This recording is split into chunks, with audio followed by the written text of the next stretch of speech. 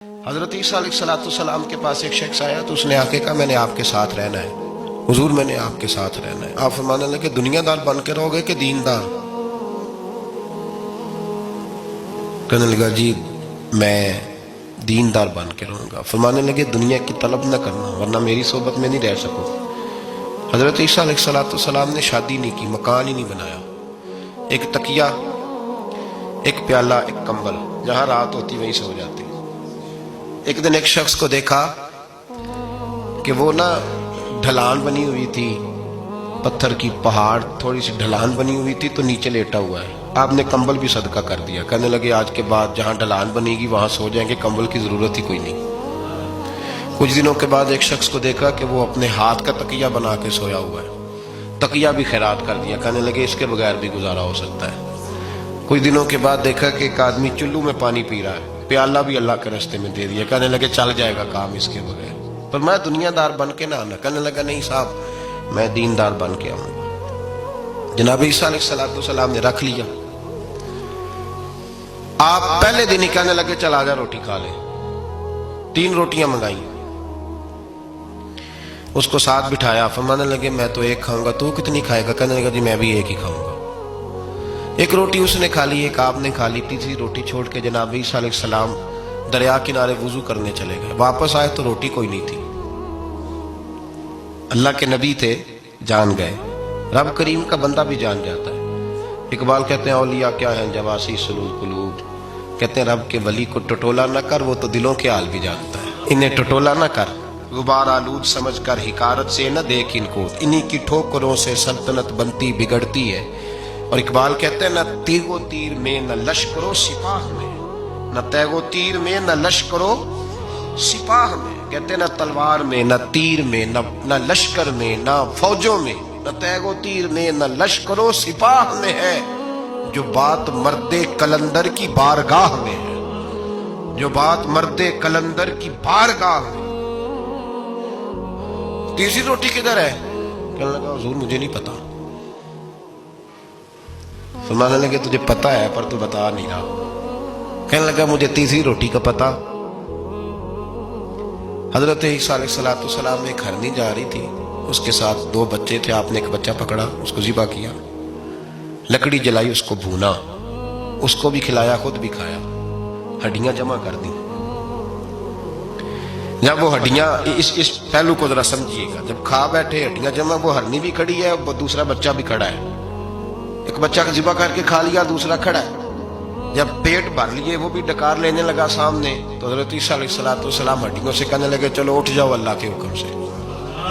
ہرنی کا بچہ پھر سے زندہ ہو گیا، وہ چلا گیا، ماں اس کو ساتھ لے کے روانہ۔ آپ فرمانے لگے دیکھ اللہ نے مجھے معجزہ دیا ہے، ہم نے کھا بھی لیا ہے اور بچہ چلا بھی گیا ہے، ہمارے پیٹ میں ہے بھی، اور اب تو بتا دے روٹی کس نے کھائی ہے؟ کہنے لگا جی مجھے نہیں پتا، نہیں پتا مجھے۔ حضرت عیسیٰ علیہ السلام اس کو ساتھ لے کے بڑھے تو دریا کے اوپر، پانی کے اوپر پیدل چلنے لگے، دریا پار کر گئے۔ فرمانے لگے تو پانی پہ چلتا رہا ہے، سارا پانی کراس کر گیا ہے تو ڈوبا نہیں، اب بتا دے روٹی کس کے پاس ہے؟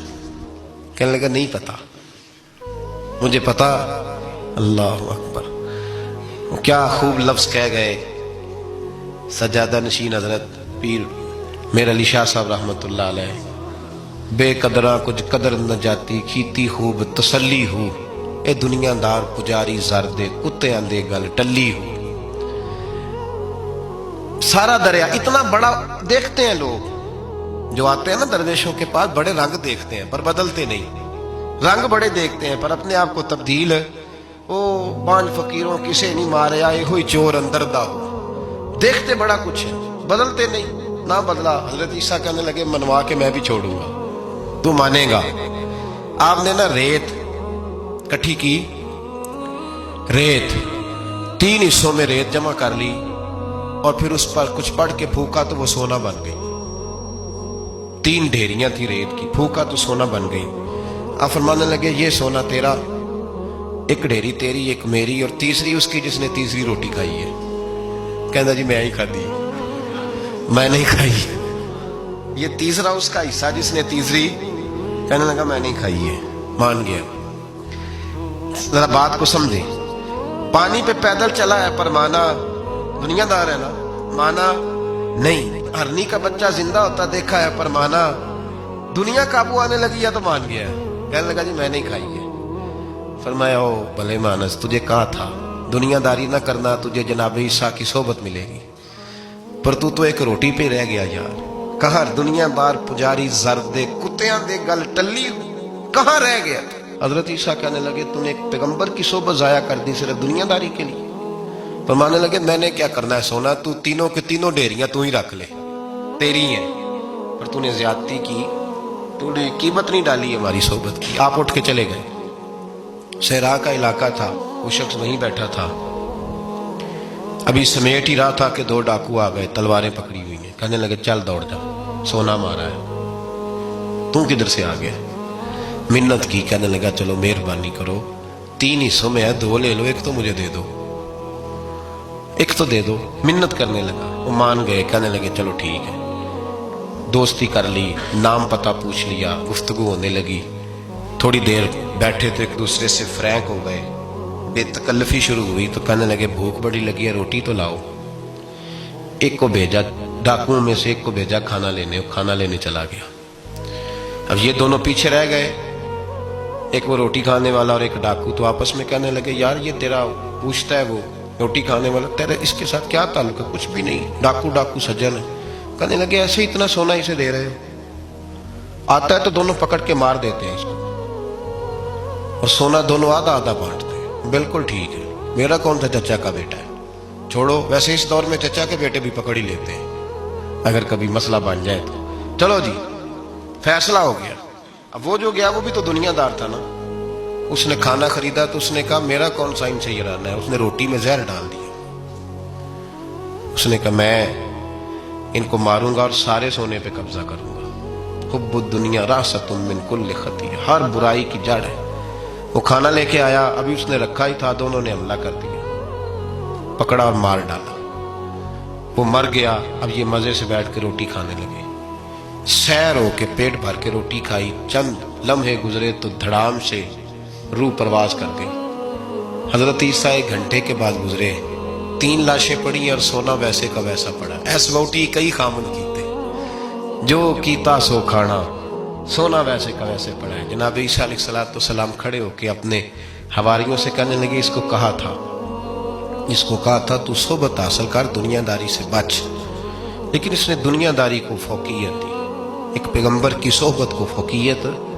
آج نقصان یہ ہوا ہے کہ خود مرا ہے اور 2 لاشیں اور بھی اس نے ساتھ کٹھی کر لی.